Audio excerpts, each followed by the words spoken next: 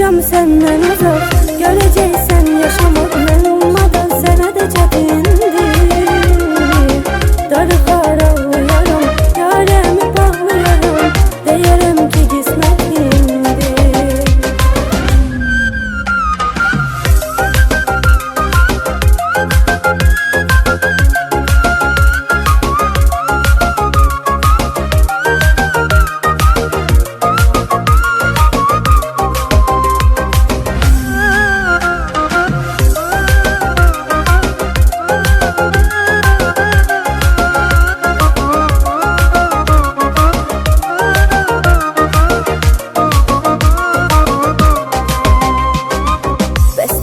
Sensiz yürek vurmaz, yüreğim başkasıyla dolmaz.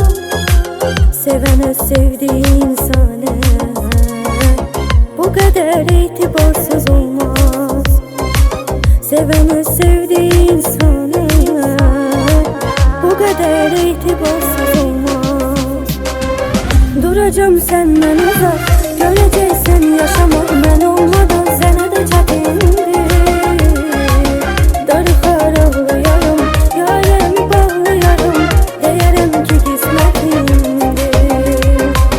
Duracağım senden uzak, göreceksen yaşamak ben olmadan sana da çetindir. Darıkar ağlıyorum, yaremi bağlıyorum, değerim ki kısmetimdir. Duracağım senden uzak, göreceksen yaşamak ben olmadan sana da çetindir.